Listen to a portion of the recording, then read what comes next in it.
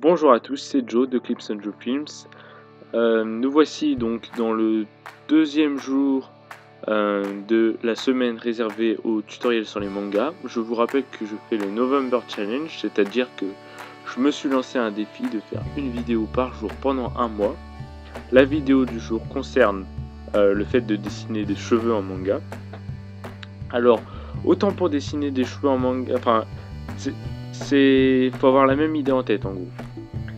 Entre dessiner des cheveux réalistes et dessiner des cheveux en manga, faut avoir la même idée et il faut considérer les cheveux comme un volume fait de plusieurs petites particules qui sont les cheveux. Donc on peut dire qu'il y a une chevelure constituée de petits cheveux. C'est un peu comme si on regardait par exemple la surface de l'eau. La surface de l'eau en soi c'est un volume. On voit pas chacune des gouttes qu'il y a dans l'eau en fait. Et donc si jamais vous avez envie de dessiner une chevelure qui paraît un peu réaliste, qui n'est pas fait de plein de petits cheveux, justement, c'est la première erreur qu'on fait, c'est de dessiner chacun des cheveux un par un. Et c'est pas la meilleure façon, en plus c'est la façon la plus longue, et c'est la façon aussi qui est la moins réaliste. Ce qu'il faut, c'est avoir une combinaison entre une chevelure, donc un volume, et des cheveux, donc les détails de ce volume. Si je veux par exemple prendre une image, on peut prendre par exemple l'image de l'eau, comme j'en ai parlé. On peut avoir une flaque d'eau par exemple. Une flaque d'eau en soi c'est un volume, on voit pas chacune des gouttelettes d'eau. Par contre, quand on saute dans cette flaque d'eau, on voit chacun des petits détails donc qui sont les gouttes d'eau qui partent de ce volume justement. Donc pour les cheveux ça va être la même chose, on va réussir à dessiner une chevelure, donc d'abord en un volume avec une ombre donc qui respecte les physiques des volumes, etc.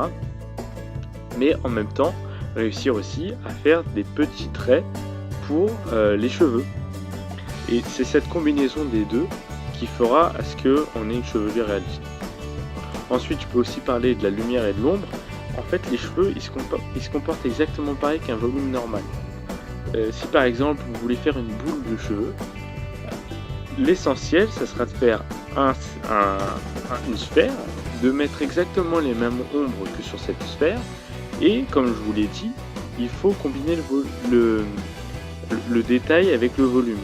Donc, on mettra certains petits cheveux, on pourra mettre par exemple la silhouette de la chevelure, et ainsi on obtiendra une belle chevelure qui respectera à la fois les caractéristiques du volume, c'est-à-dire les ombres, et les caractéristiques du cheveu, de la chevelure en particulier. Donc voilà, j'espère que ça c'est clair, même si j'arrive pas trop bien à m'exprimer. Mais voilà, faut voir les cheveux à la fois comme un volume et comme un détail. Donc c'est tout ce que j'ai à dire sur les cheveux. Je vous laisse regarder la fin de cette vidéo. Je vous rappelle que mon objectif est d'arriver à 100 abonnés d'ici 2017. Donc partagez cette vidéo le plus possible, mettez le plus de j'aime et je vous dis ciao, bye bye, à la prochaine.